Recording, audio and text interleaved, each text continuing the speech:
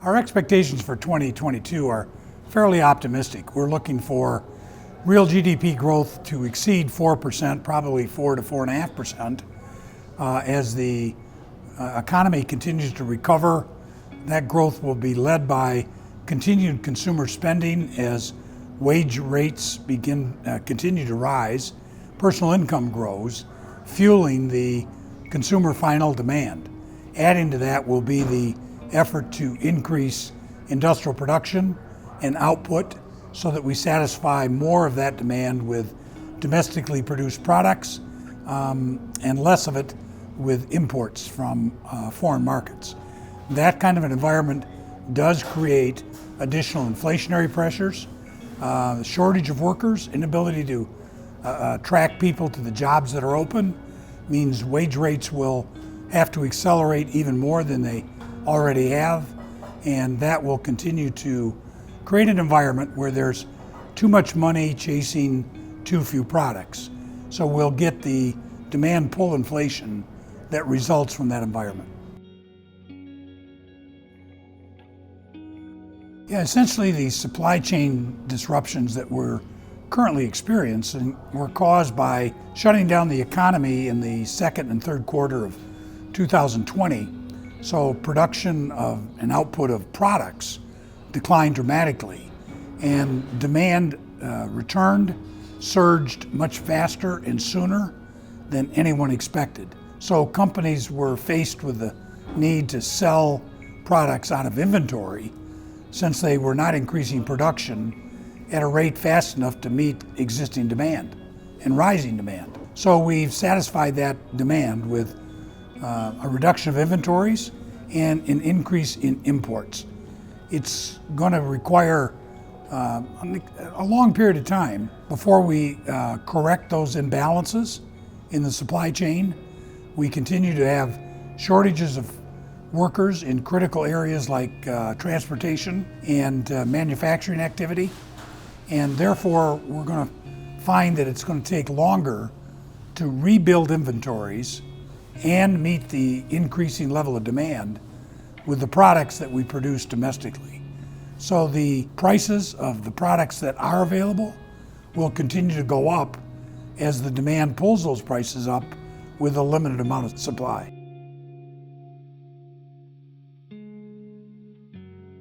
I think companies are having trouble attracting the workers they need because of the experiences during the pandemic. People seem to be reassessing their lifestyles, seem to be considering other factors than just wages or incomes in deciding what jobs they're willing to take. Since there's such a shortage of workers in so many sectors of the economy, people have a lot more choices today about the jobs they're willing to take. And they're certainly placing more emphasis on flexibility, on the desire to work from home, flexible working hours, more vacation time, remote locations, not having to be in an office, where I live, and the lifestyle for my family. So wages seem to be available in most sectors, but the flexibility factors still haven't caught up. So we end up with a shortage of people who are coming back into the workforce.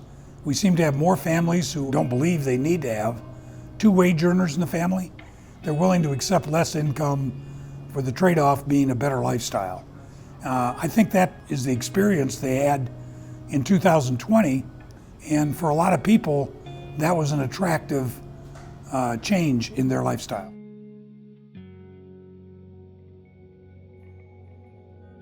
Well, I think in Northwest Ohio, we're still a manufacturing-based economy. The growth in our region is dependent upon increasing production and output on a manufacturing basis. And the good news is we have the workforce here that is attractive for a lot of people. So I think we're going to benefit by two factors.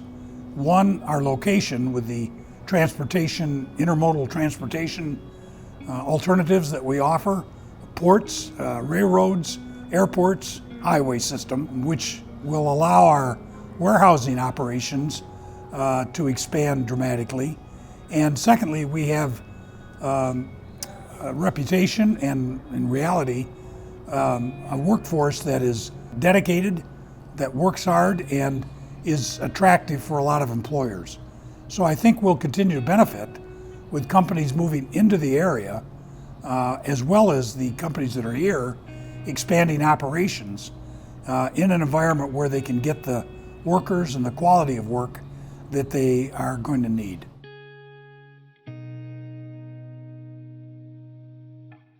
The agricultural sector is always a function of the weather.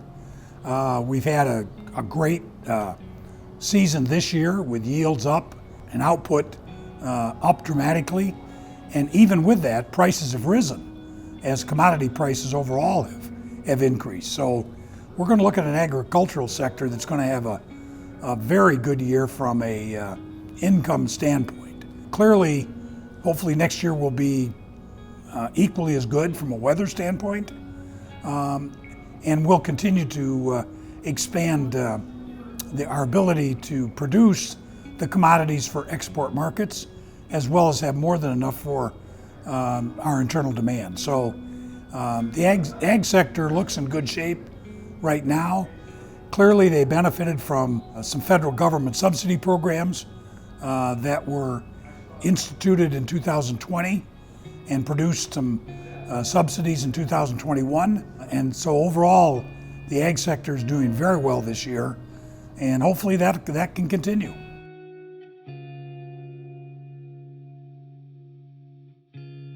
Currently, our forecast for better than 4% real GDP growth next year does not include the passage of the social infrastructure program that's currently being discussed in Washington. It does include passage of the Highway and Bridge Reconstruction Infrastructure Program, which totals just a bit over $1 trillion. So clearly we're going to continue to get fiscal stimulus from the federal government. We will undoubtedly see less monetary stimulus as the Federal Reserve reduces the accommodative monetary policy they followed over the last 2 years. So we would expect interest rates to rise in 2022 as inflation continues to be above average and well above the Fed's target, and the Fed being more balanced in their efforts to meet the dual mandate from Congress of conducting monetary policy in such a way as to promote full employment, which they've probably achieved, and maintaining price stability. They've been heavily in favor of full employment objectives at the expense of inflation over the last 2 years, and we think that'll be more balanced in 2022.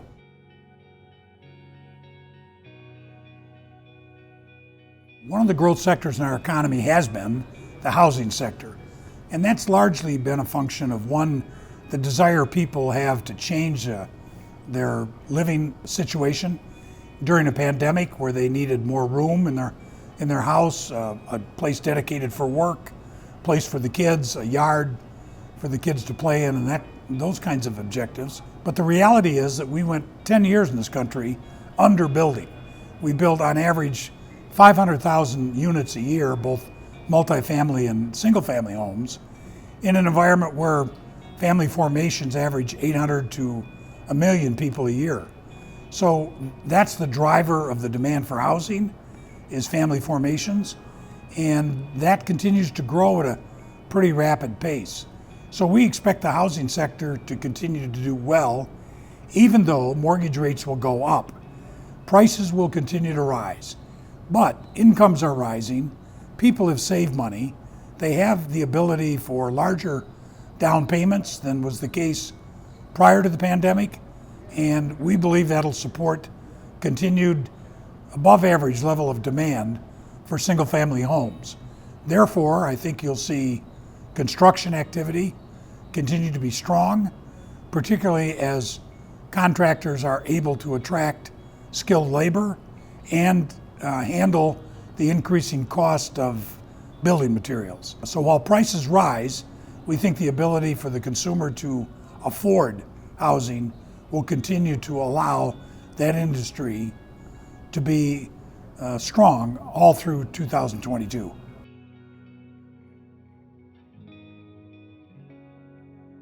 The risks to this expectation and forecast obviously include things like no resurgence of the virus, that continues to decline as more people are vaccinated and the economy fully reopens.